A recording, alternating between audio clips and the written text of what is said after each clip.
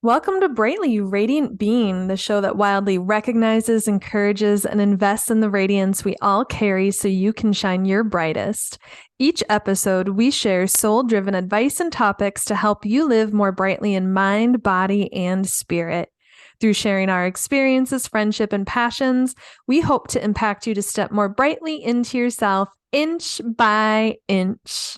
Tracy, You've heard that 100 times now? Spoiler alert, 100 times? 100 times, you say? What episode is this?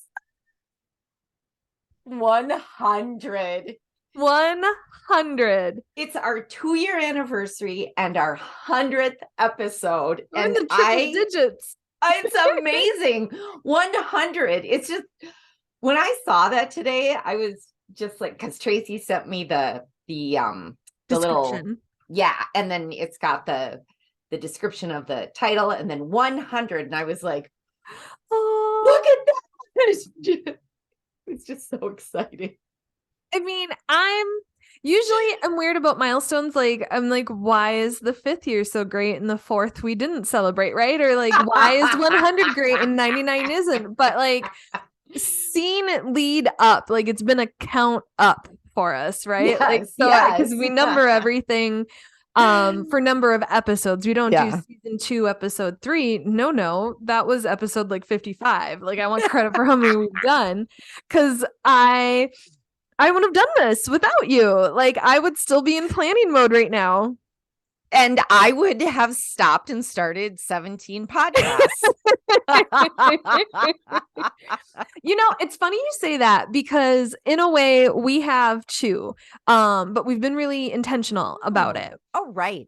That we do plan what we're going to talk about, more than just the outline of the show, but we have an arc of conversation throughout the year this year.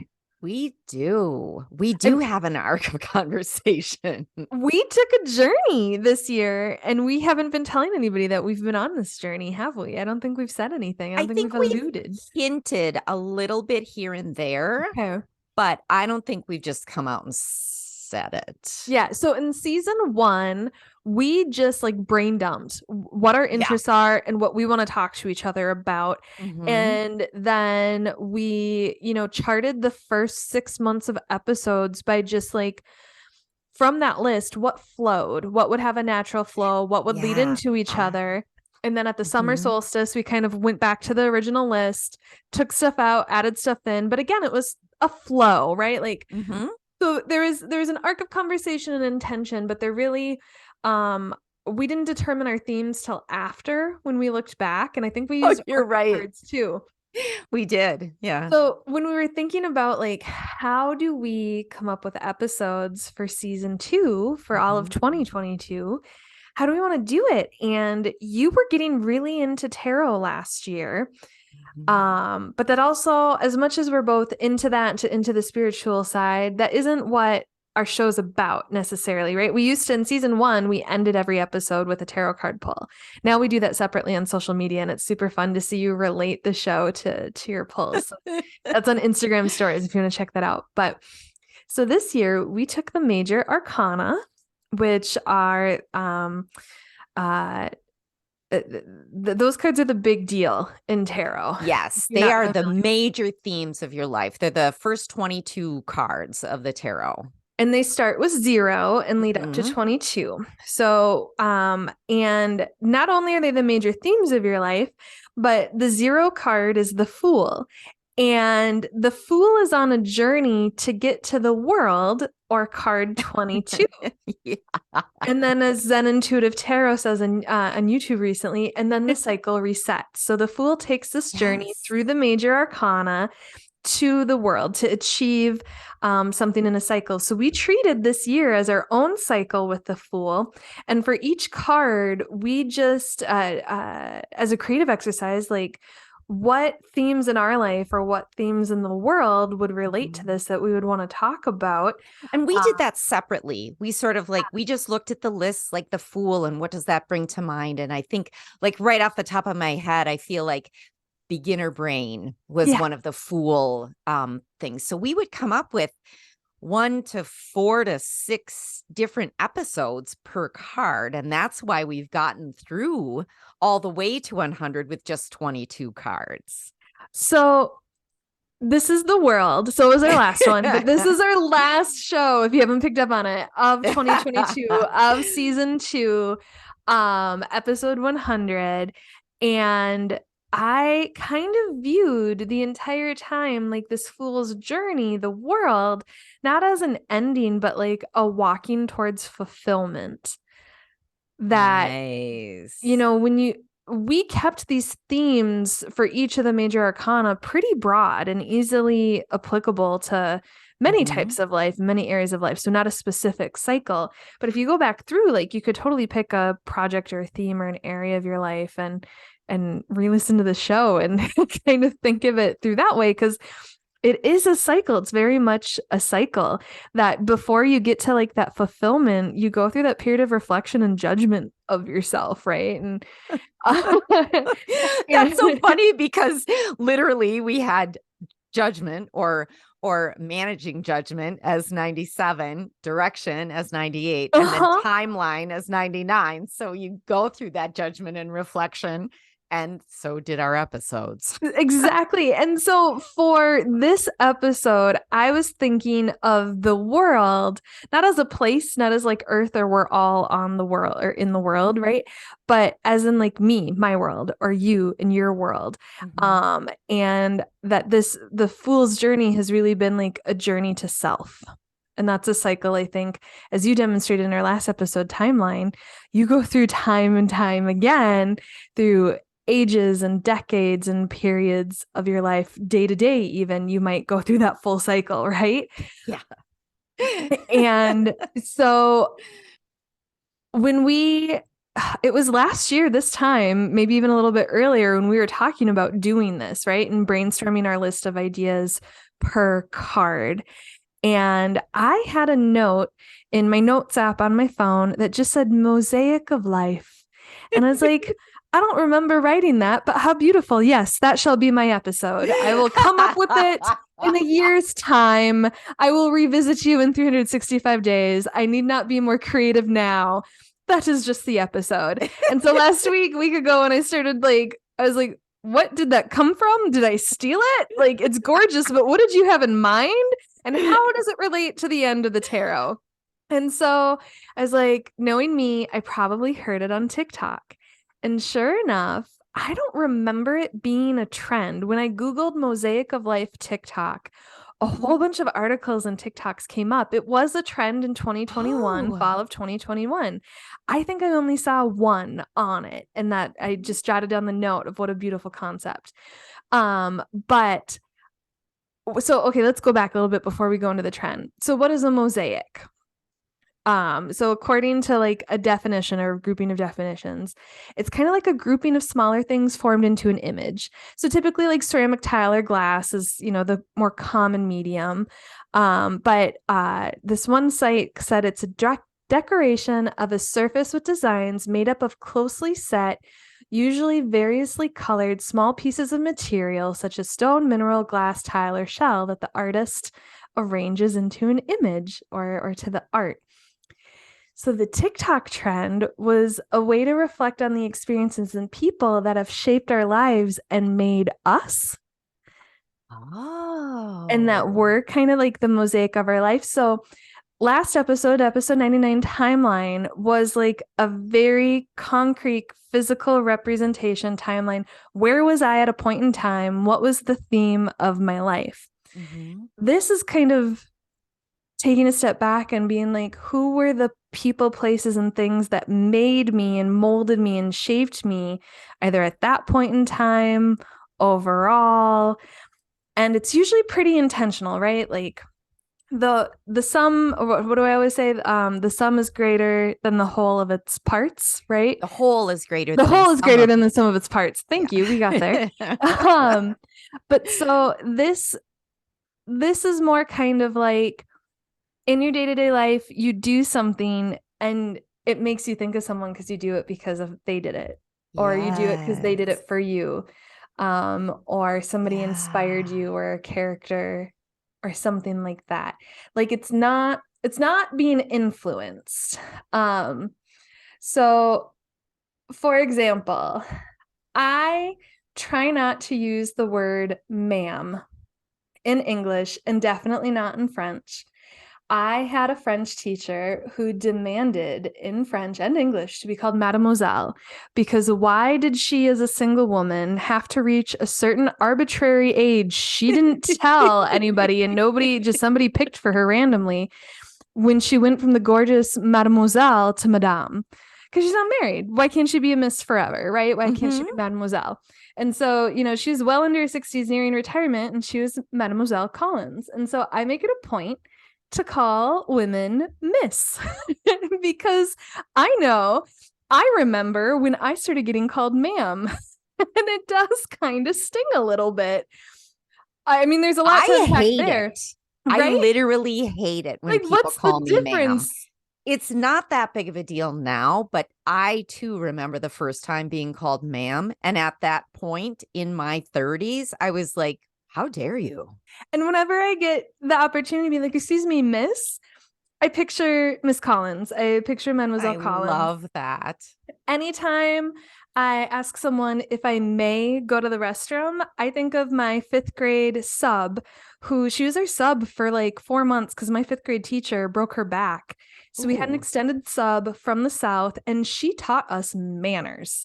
And it wasn't, and I know a lot of teachers, I know a lot of adults teach you manners, but I will never forget going up and saying, can I use the bathroom? And she'd go, I don't know, can you?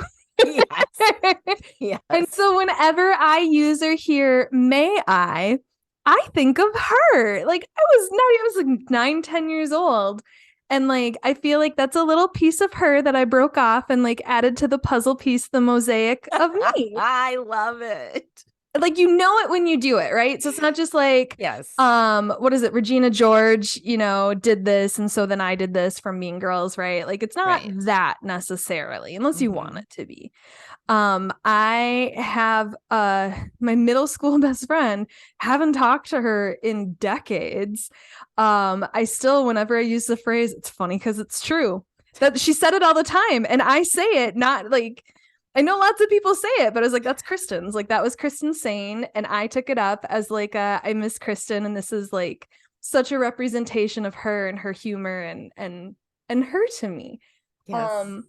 Or like, I know your mom will probably come up a lot in your mosaic, but like I usually dress to match the theme of the event, even if there isn't like even if it's not a costume party or a theme party or something like that, but like dressing up just a little bit more because you're going to the theater, or like because you're going to right dinner. Okay, at first I was like, what are you talking about? Yeah, being a little bit fancier, or and what is that? Who is that? That's my mom. Or even like okay, hosting some sort of arbitrary holiday or other party, and like because it's fall, I'm wearing flannel, like and I remember my mom, she used to dress us up, and we used to dress up, and like she put a lot of thought and care, and so like that was a little, I dressed up for the theme. Like I'll never forget, I was going to a friend's wedding. I was flying across state lines, many states, for this wedding. And like I went and bought a new dress, and I like put a lot of time and effort into how my hair would be and like what kind of dress and shoes. And I'll never forget, a woman at the library I work with, she goes, wow, but are you in the wedding? And I was like, no. This is just, it's an important day for them. I want to show up and treat it important. That's what my mom taught me to do. Are you like in the wedding? I know. And then I was like, did my mom teach me that? Like, did she say, Tracy, when you go to a wedding, dress up? Like, I don't think I'm in any of the photos. Like, I don't know why it matters, but like, I dressed up to match the theme. Yeah. So that's so interesting, because I don't feel like my mother ever taught me to dress up for like important things. But the one thing she did say was, if you're traveling, you need to be dressed accordingly. You are not getting on a plane in sweatsuit and a sweatpants and a sweatshirt. You're going to look like you mean business. And I think just taking that piece, now listen, actually now I don't dress like that on a plane because it's freaking uncomfortable. But that's what gets you the free upgrades. Yes, but I always hear that. Think of your mom. So I dress well. I just dress comfortably. Yes. But the same for me. If I've been invited somewhere, or I'm going out to eat, or I'm going to see a play or whatever, I am dressing. And I no longer care if we went out for my birthday, I dressed. Yeah, I gone did are the not days care what of anyone dress else. codes. Like, I've No, never seen anybody kicked out of the Orpheum at a Broadway across America for wearing jeans. Yet I could never. My no. mom, I took her to her first Broadway show. I don't know where I got this. You dress up for the theme, right? Like, but it's part of that whole like you dress for the theme. Right. So one of the TikTokers just expressed it so beautifully. He said, "You are a living memory of everyone and everything Oh, that was ever important to you, even for a moment." a living memory. A living memory. And so, as you know, we're in this time of reflection, end of the year, Yeah. end of this journey, end of the season, whatever you want to call it, whatever you're looking at. Like, think of your life as art, so instead of thinking of it as time, think of it as art. And what does your mosaic look like so far? Mm. Or even just the year if the life is too big, but like, and also, what do you want it to look like?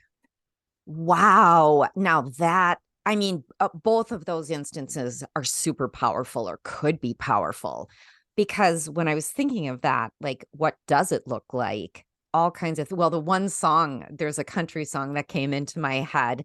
Um, I am the spitting image of my father. I am so and so's Yes, granddaughter. granddaughter. My mother is my It's a biggest Jessica fan. Andrews song. Okay, and it's not so much, it's not spot on for this, but I keep thinking of that because she is this amalgamation of all these people. But then when you said, what do you want it to look like? Wow, that opens it up even more. Like, who am I allowing to so-called influence me, right? Who do I look up to, and who should I be looking up to? Or I don't know. I just Oh, think that like that's they're so shat like interesting. so I like that you said like the people in your life and like the things that impacted you, because there are shadows in my mosaic that inspired me to be better. So I think I've shared, Yes. like, I had a manager who anytime I met with her, it was Yeah. just cynical and critical. And so I make it a point that like that is never how I treat my employees, to the point where like they're not even we're not even on the same team. We're not sometimes not even Mhm. in the same company anymore. And they still reach out to me when they have a problem because they know I'll help them walk them through it. And so I Yeah. just love Yeah. that I was able to take such a bad point of my life and turn that into my character and how I show up in someone else's mosaic. So you are someone else's mosaic, but you're also looking at that bad manager as being sort of that shadow piece of your Yeah, mosaic she's to like one of inspire the you to darker be better. tiles in the Yes. picture, right? Yes. Yes. So I don't know, like we're just, well, that's the other piece too. Not only what do you want yours to look like, but how do you want to show up in other people's? Ooh, boy, oh boy, oh boy, oh boy. I tell you what, so talking about my mom, when I think about her funeral and the people who got up to speak and what they said about her, how they encompassed her in their words, and the fact that she was a piece of all of these people's mosaic, she had influenced or impacted them, or just been such a bright light into their life that they would speak about her with such beautiful words. But also, everybody there, it felt as if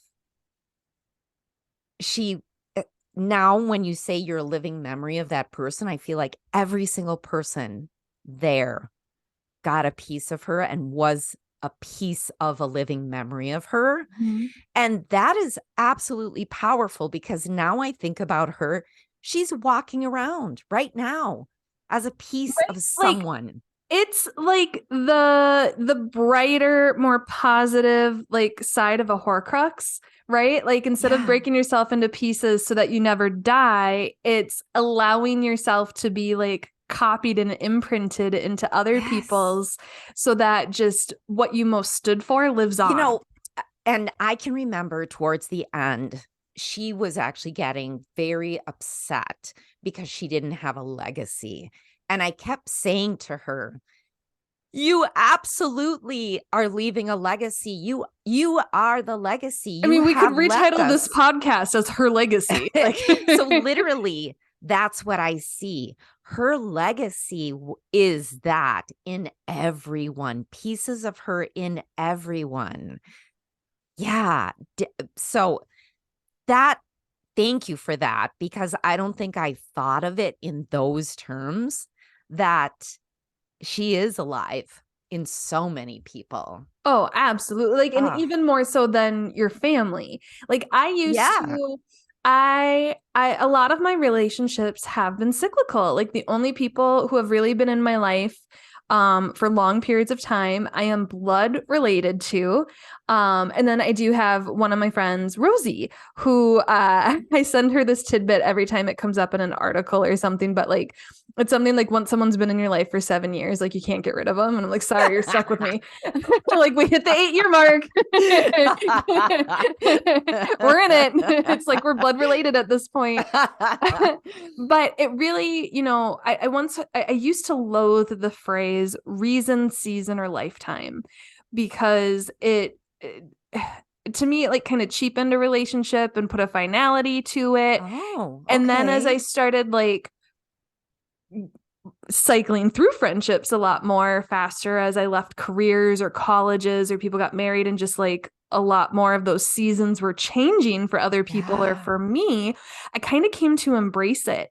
And now it's like everybody makes an impact on your life. And so you have to presume you're making an impact on somebody else's. Ooh, and so like, wait a minute. I don't think we think about that. No. Yeah. And okay, go ahead. Well, I was just gonna say, so every person, good or bad, like I was saying before, the shadows, they've made an impact. But like, just to think of it, like, they've crossed your path for a reason. And what, like, if reason, season, or lifetime doesn't quite fit with you, kind of like it didn't fit with me, like, where are they in your mosaic? Or like, what smaller piece of a bigger picture? So kind of think about like when people take images and like make it a silhouette of someone's face or something. And so like the more you zoom in, you can see it's actually individual pictures in the tiny pixels, not just a thinking color. about that when you were talking. Yes. Right. And so both either like you in someone else's life or someone in your life, like, what part of the mosaic are they? I don't know. It's inspiring two ways. Like, it's a great way to look back at your life and the memories and the people, you know, like when you think of your timeline, and then you get to kind of just like think of your life as an art piece. Like, what would your medium be? What would this picture be made out of? Is it abstract, or does it, you know, turn into something? Yeah, I don't know, but I would like somebody to make that for me, please. I would like somebody to psychically make a mosaic of my life. Like, how's that for somebody do that? Yeah, at the end of your life, instead of like life flashing before your eyes, what if there's just like this beautiful mosaic of like tiny video memories or something, like, and then somehow it was imprinted in real life, and then your family could see that, like, oh, this was the mosaic of her life. Amy, I think you just wrote a book. Like, kind of like Hunger Games, the cannon went off when they died. Now this time you pass, and then there's just like, boom, new piece of art on the wall. Like, I think it needs to be a thing. But so I want to know, like, have you actually thought of that? Like, what medium would your mosaic be made out of? You know, I'm traditionalist, so I think some sort of like glass or tile probably, and maybe it would. Did you back when I was on TikTok? I'm trying to cut out. I'm trying to get off the sauce. But they have this AI generator where you like put in a phrase and it generates art for you. And so I would actually kind of like, I think it's fun to think of what my medium would be, but I'm hoping that like the whole is greater than the sum of its parts, like it would generate the picture of what the best representation of my life would. Okay. I don't know. What would yours be? I feel like mine would be mixed media. I really do. Because I feel like there are some pieces that couldn't be represented with a certain medium, and other pieces that would need a different kind of medium. And so I do think it would be mixed media. And I feel like, as you said, there would be bright and shiny and shadows, but you need all of that. Of course, art needs shadow for depth. Without the shadows or the lines, right? Exactly. Like, it frames it in. Yes. So what if it was just this year? Oh, I still have my thing up from my your reflection. Timeline. Yeah. Boy, just this year. I feel like this year opened up so much for all of us that even though even though there still is COVID and there are still things happening, more things opened up. We felt like being around other people so much more. So I feel like the mosaic of this year for me, although,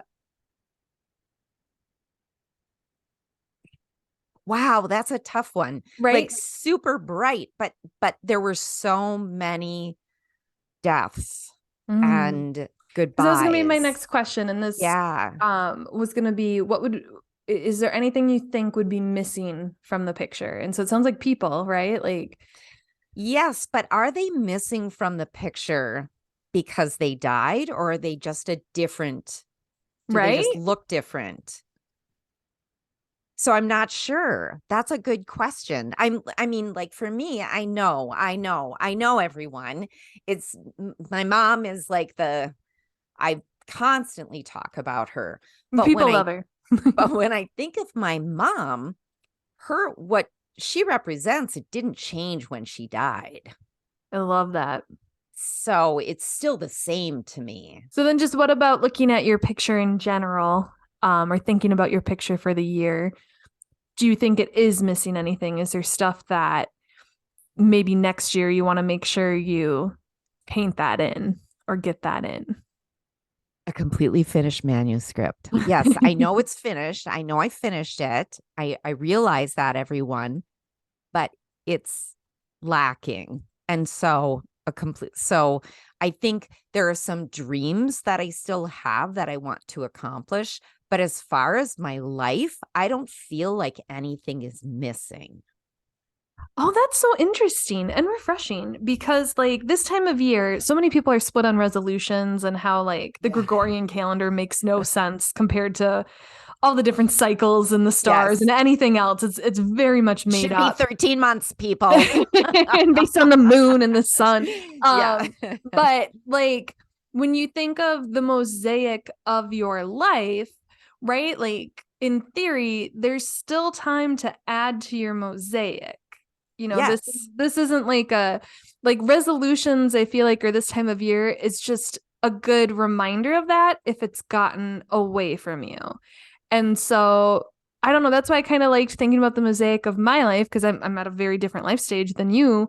But just like it made me like this whole concept made me think of the Mary Oliver quote, like, tell me what it is you plan to do with your wild and precious life. Yes. Like I would want my mosaic to be wild and precious, right? Like and to have elements of that. Oh, you just killed me. Am I living in a way that is wild and precious in my day to day? Because as we talked about in the last episode, your life is made up of days, not of milestone moments, right? You need. Yes.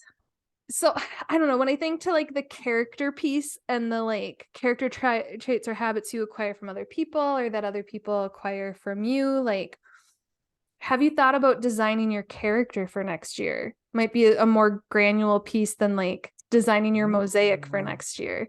Yeah. Like, how do you want to inspire? How do you want to live? Who are you going to be next year? I love that question. And I just want to make sure, it's not like I'm going to completely change my personality. But I think when you ask yourself, who do I want to be next year? It's like, what piece of me, what part of my personality do I want to bring more in the forefront? And I love that. Earlier this year, I mean, we did do an episode or alluded within one about personality isn't permanent.